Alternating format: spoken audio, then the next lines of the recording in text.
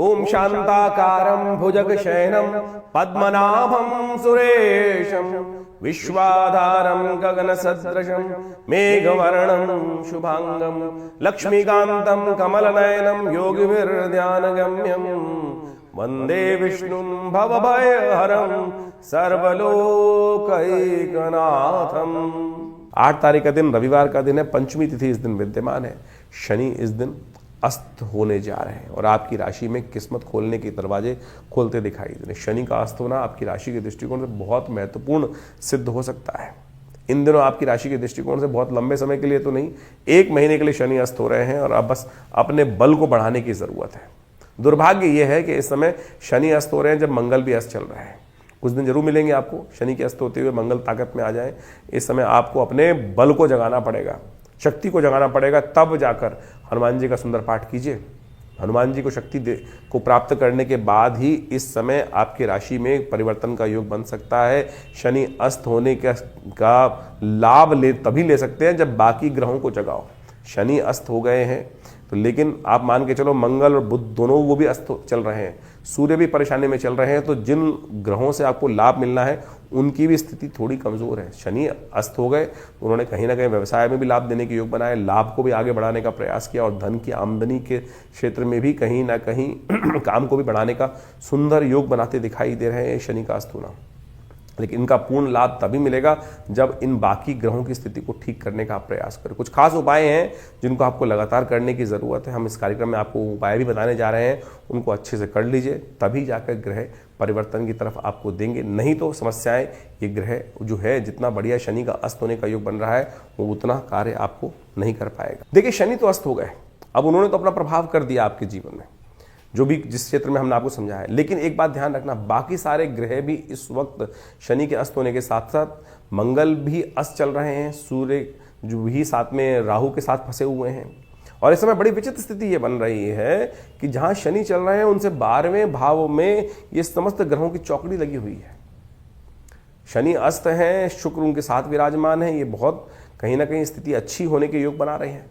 लेकिन साथ में आप मान के चलें, इनसे पीछे ही 12वें भाव में जो सूर्य जो है, जो बल देने वाले हैं, वो खरमास में चले जाएंगे, उनकी शक्ति वैसी ही कम हो जाएगी। साथ में राहु ने उनकी बहुत बुरी स्थिति कर दी है, साथ में बुध महाराज भी अस्त अवस्था है, मंगल भी अस्त अवस्था में। तो ये कहीं समय वेस्ट ना हो जाए। ऐसे में ग्रह उपचार, अब आप मान के चलें आपके शरीर में बहुत सारी चीजें अच्छी हो रही हैं लेकिन साथ में कुछ नेगेटिव प्रभाव भी चल रहा है, तो कैसे मल्टीविटामिन लेने हैं आपको। ये उपाय सही रूप से करें कि सही जगह सही चोट लगे, तभी जाके ठीक हो सकता है। तो ऐसे में सबसे पहला काम क्या करना पड़ेगा, आपको मंगल को ताकत देने का प्रयास करना पड़ेगा। सुंदरकांड का पाठ करें, हनुमान चालीसा का पाठ करने का प्रयास करें, हनुमान जी के मंदिर में जाकर उनको चोला चढ़ाने का प्रयास करें। कम से कम मंगलवार और शनिवार जितने भी आपके ये जब तक अस्त चल रहे हैं शनि, तब तक तो जरूर करने का प्रयास करें। और 15-20 दिन में सब ग्रह परिवर्तन करके आगे निकल जाएंगे और उस समय वारे न्यारे करने के योग आपकी राशि में बहुत जबरदस्त बन सकते हैं। लेकिन तब तक शनि जितने दिन है, बहुत लंबे टाइम नहीं है, 1 महीने के लिए, 30 दिन के लिए ये योग बन के आ रहा है, 30-35 दिन के लिए। तो उस समय में आपको सबसे पहली जरूरत है कि नित्य प्रति हनुमान चालीसा का पाठ, ओम हंग हनुमतये नमः, ओम प्रांग प्रींग प्रौंग से शनिश्चराय नमः, ओम हंग हनुमतये नमः। ये एक हमने मंत्र बताया आपको, इसका कम से कम 108 बार जप। क्या है कि हमने संपुट लगा दिया है शनि के मंत्र पर, ओम हंग हनुमतये नमः, ओम प्रांग प्रींग प्रौंग से शनिश्चराय नमः, ओम हंग हनुमतये नमः। इससे क्या होगा कि शनि महाराज के नेगेटिव प्रभाव हटेंगे, जो और साथ साथ हनुमान जी कृपा से शनि को ताकत मिलनी शुरू हो जाएगी। शनि के जो नेगेटिव प्रभाव है, शनि शुभ करने की तरफ आपको अग्रसर कर देगा। मंगल को भी ताकत दे देंगे हनुमान जी महाराज, हनुमान चालीसा का पाठ करने से। हो सके तो हनुमान जी को चूल्हा चढ़ाने का प्रयास कीजिए। नित्य प्रति भगवान सूर्य को जल अवश्य दीजिएगा। सूर्य इन दिनों विशेष तौर पर आप मान के चलें कि जिस नक्षत्र में चला गया है वो कहीं ना कहीं थोड़ी समस्याएं उत्पन्न करने के योग देने वाले हैं। सूर्य जो है इन दिनों बृहस्पति के नक्षत्र में है और खरमास भी आरंभ हुआ चाहता है, तो सूर्य का बल और कमजोर स्थिति में फंस रहा है। तो ऐसे में सूर्य को ताकत देने की जरूरत है। पीली चीजों का दान, जितना हो सके पीली चीजों का दान, ब्राह्मणों को दान करने का प्रयास कीजिए। यज्ञ इत्यादि करने का प्रयास करें, गायत्री का जप नित्य प्रति करने का प्रयास करें। इन सब स्थितियों को लाभ लेने के लिए इन समस्त उपायों को अवश्य आप जितने करेंगे तो उतना कल्याणकारी योग आपकी राशि के दृष्टिकोण से बनता चलेगा। साथ में बुध भी अस्त चल रहे हैं और सूर्य राहु की युति चल रही है। तो ऐसे में इन समस्त ग्रहों के प्रभावों को आपको अच्छे से अपनी जन्मपत्री पे एनालाइज करने की आवश्यकता है। कहाँ कौन सी स्थिति में किन दशाओं के कारण से ये योग बनता दिखाई दे रहा है। जो कुछ उपाय हमने आपके समक्ष यहाँ उपस्थित किए हैं, इनको आप अवश्य करने का प्रयास कीजिए, चीज़ें परिवर्तन की तरफ जाएंगी और ये कहीं ना कहीं आपकी राशि के दृष्टिकोण से कहीं ना कहीं शुभ योग अवश्य बनाने की स्थिति आपके लिए उत्पन्न करने के योग बनाएंगे। तो वृश्चिक राशि वालों, 9 तारीख का दिन सोमवार का दिन है, षष्ठी तिथि इस दिन विद्यमान है और ग्रह परिवर्तन की तरफ जाते दिखाई दे रहे हैं और ये परिवर्तन आपकी राशि के दृष्टिकोण से होने के योग बन रहे हैं। आपकी राशि में ही चंद्रमा का पदार्पण सुबह सुबह होने वाला है और ये कहीं ना कहीं आपकी हिम्मत जगाएगा। रवि योग आपकी राशि में बना हुआ है जो कहीं ना कहीं आपके लिए थोड़ा सा एनर्जी लेवल को अच्छा करता दिखाई दे रहा है, लेकिन मंगल के अस्त होने के कारण से थोड़ा चंद्रमा भी नीच होने के कारण से, नीच अवस्था में होने के कारण से थोड़ा सा लेवल जो है कम रहेगा, उसको बढ़ाने का प्रयास कीजिए। सोमवार का अवसर है, थोड़ा दूध लीजिए, भगवान शंकर पर अर्पित करने का प्रयास कीजिए और उसमें थोड़ा सा हो सके तो केसर या पीले हल्दी का डालते हुए भगवान पर अर्पित करने का प्रयास कीजिए। चीज़ें परिवर्तन करते हुए आपके लिए शुभ योग बनाने की स्थिति उत्पन्न करेंगी। 10 तारीख का दिन मंगलवार का अवसर है, सप्तमी तिथि विद्यमान है और इस दिन ग्रह नक्षत्रों के दृष्टिकोण से आपकी राशि में ग्रहों का योगायोग थोड़ी शक्ति में आता दिखाई दे रहा है। का शक्ति इसलिए है क्योंकि ग्रह परिवर्तन करने की तरफ जा रहे हैं और बुध महाराज भी अब राहु के नक्षत्र में प्रवेश करते दिखाई दे रहे हैं। बुध शक्ति को बढ़ाएंगे और ये बुध आपकी योग्यता में कहीं ना कहीं कुछ निखार करने की स्थिति उत्पन्न करते दिखाई दे रहे हैं।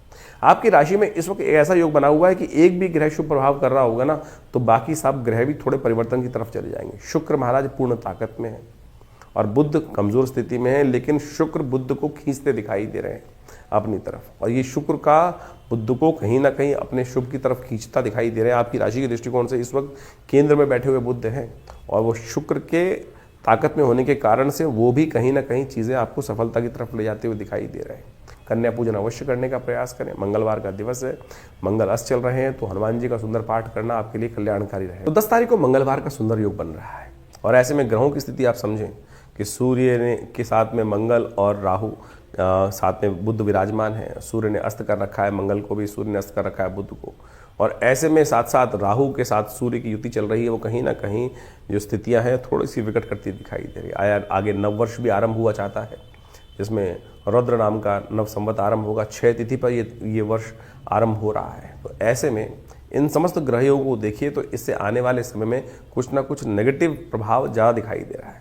यदि सार्वभौमिक तौर पर देखा जाए, विश्व के दृष्टिकोण से देखा जाए तो 2 ग्रहण पड़ के चुके हैं और इन सब ग्रहणों का प्रभाव भी कहीं ना कहीं वैमनस्य समाज में बढ़ाता दिखाई दे रहा है। राजनीतिक तौर पर अस्थिरता उत्पन्न करने के योग बना सकते हैं। रुद्र नाम का संवत कहीं ना कहीं आने वाले समय में विप्लवकारी योग बनाता दिखाई देगा, प्रलयंकारी योग बनाता दिखाई देगा इस पूरे वर्ष के अंदर। तो देखिए विश्व युद्ध की तरफ पूरा विश्व जो है फिर दोबारा एक तरह से खड़ा होता दिखाई दे रहा है और जिस प्रकार से अमेरिका का पूरा वर्चस्व पूरे विश्व में अपनी एक अननेसेसरी की हेगड़ी दिखाता दिखाई दे रहा है, ग्रहों का प्रभाव भी वो कहीं ना कहीं विस्फोटक योग आगे आने वाले समय में उत्पन्न करने की योग बना सकता है। तो कोशिश करें, इन सब ग्रहों का प्रभाव पूरे विश्व तो है ही है, मानस पर भी, व्यक्ति के जीवन पर भी पड़ता दिखाई दे रहा है। ये जो राहु का परिवर्तन सूर्य के साथ युति है किसी पूरे विश्व के लिए नहीं, हर राशि में कहीं ना कहीं पड़ रहा है उसका प्रभाव। तो ऐसे में आपकी राशि के दृष्टिकोण से भी जो प्रभाव है वो हमने आपको समझाया। उन सबको ठीक कैसे किया जाए, उन सबको ठीक करने के लिए भगवान के नाम का आराधना और हमारी दृष्टिकोण से इस समय में मंगलवार का सुंदर योग पड़ रहा है और साथ साथ सप्तमी अष्टमी का सुंदर योग विराजमान है। ऐसे में तो हनुमान जी का सुंदर स्तवन करें।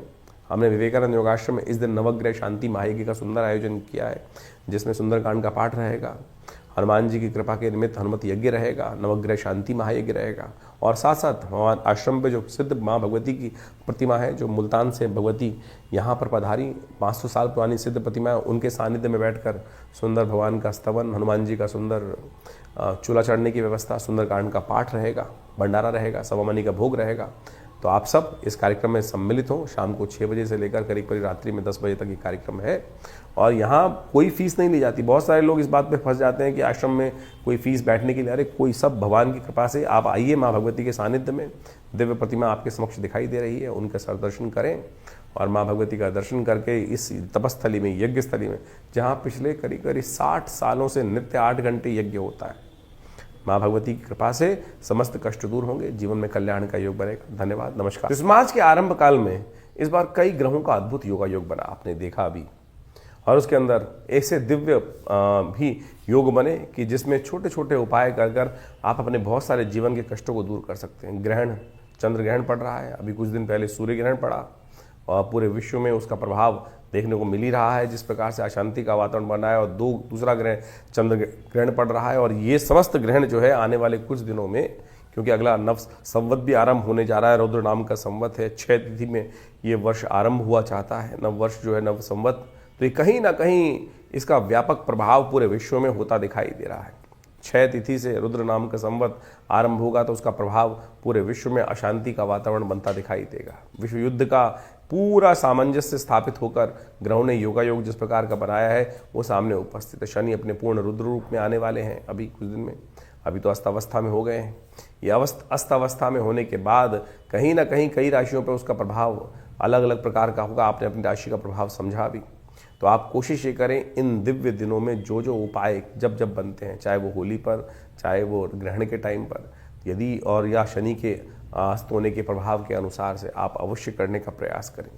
भारतीय संस्कृति में इन समस्त गणनाओं को समझने का बहुत सुंदर जो कृत्य किया गया है, जिसके द्वारा ज्योतिष विज्ञान के माध्यम से इन ग्रह गणनाओं, काल गणनाओं को समझने का रास्ता बनाया गया है। ये वास्तविक तौर पर माने ये जीवन में चमत्कार उपस्थित करता है। ग्रह गणना योग ज्योतिष के अनुसार से एक ऐसी चीज़ है कि जिसको देश काल परिस्थिति के अनुसार से आप समझेंगे तो आपके जीवन में क्या कुछ अशुभ होने वाला है, शुभ होने वाला है, उसका पूर्व ज्ञात आपको प्राप्त हो जाता है। तो कोशिश ये करें इन समस्त गणनाओं का प्रभाव अपने जीवन में, देखिए बड़े भाग्य मानुष तन भाव, इस भाव को ध्यान रखें हम, बड़े भाग्य से मानुष तन प्राप्त होता है। और इसमें इन सब वैज्ञानिक पद्धतियों का जो ज्योतिष विज्ञान के अनुसार से या काल गणना के अनुसार से ज्योतिष के हमारे प्राचीन आचार्य ऋषि मुनियों ने उनकी सबकी व्यवस्था भारतीय संस्कृति में उपस्थित करी, पूरे विश्व में उसको समझकर उसके लिए लाभ लिया और संसार में उसका लाभ आज भी पहुंचता है। तो कोशिश ये करें, विडंबनाओं में तो इस संसार में अनेक प्रकार से लोग डालने का प्रयास करते हैं। ये समय जो है आज बहुत सारे लोग पाश्चात्य संस्कृति में या कुछ कम्युनिस्ट टाइप के लोग इस प्रकार के मनोमस्तिष्क में जो है द्वंद्व उत्पन्न करने का प्रयास करते हैं। इन सबका कोई प्रभाव नहीं है। देखिए संस्कृति का जो एक किसी के व्यक्ति का भाग्योदय काल है, किसी संस्कृति का भाग्योदय काल है, किसी का क्षय काल है, तो ये संसार में सभी चलता रहता है। और इस बात से बहुत सारे लोग आज जिनका समय अच्छा चल रहा होता है कई बार उदासीन भाव के हो जाते हैं, अरे कुछ नहीं होता सब। ज्योतिष काल गणना एक ऐसी परिष्कृत पद्धति है जिसकी गणनाएं आज भी किसी मॉडर्न कंप्यूटर के बराबर ही आपको प्राप्त होती हैं। और अनादिकाल से उस व्यवस्था को समझाने की बात शास्त्र में बताई गई है, समझी गई है। कैसे कब ग्रहण पड़ने वाला है, कब ग्रहों का परिवर्तन होने वाला है, कब वो ग्रह आकाश से लोप हो जाएगा, कब वो दिखाई देगा, कब वो नहीं दिखाई देगा।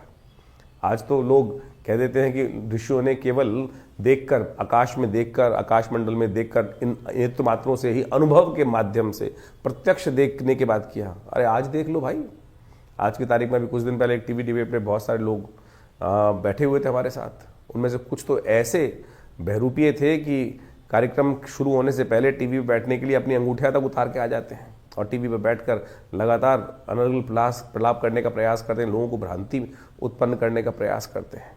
तो आप कोशिश ये करें, हमारे अपने पूर्वज ज्योतिष विज्ञान के जो भी कार्य उन्होंने किए हैं, हमारे पूर्वजों ने, वो हमारे कल्याण के लिए किए हैं। और इन सब प्रभावों को समझें और ज्योतिष विज्ञान के माध्यम से जो हम आपके समक्ष ये उपाय उपस्थित करते हैं, ये छोटे छोटे हैं लेकिन शास्त्र वर्णित हैं और इनको हिंग लगे ना फिट के रंग चोखा हो, ऐसा हमारा प्रयास है कि आपके जीवन में समस्त कष्ट दूर होने के योग बने। और पौराणिक ज्योतिष के अनुसार से हम इन समस्त वैदिक ज्योतिष में, पुराणिक ज्योतिष के अंतर्गत बहुत सारे जो उपाय शास्त्र में बताए गए हैं, कथाओं के माध्यम से ही बताए गए हैं, उन चीज़ों की टेस्टिमनीज बताई गई हैं, वो हम आपके समक्ष उपस्थित कर रहे हैं, बताया है।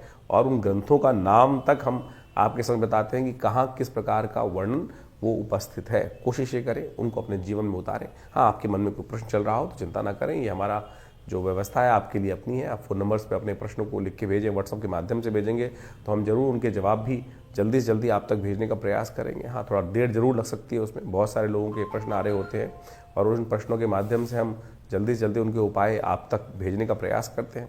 और जो लोग मिलना चाहते हैं वो आश्रम पे आ सकते हैं। समय समय पर बहुत सारे कार्यक्रम आश्रम पे चलते ही हैं और उन सब कार्यक्रम में आकर आप आश्रम पे पधारिए। दिल्ली में विवेकानंद योग आश्रम में आपके बहुत सारे प्रश्नों का निदान भी होगा और साथ साथ माँ भगवती की कृपा से, जो भगवती का श्री विग्रह आश्रम पे विराजमान है, उनकी कृपा से आपके कष्ट भी दूर होंगे। धन्यवाद, नमस्कार।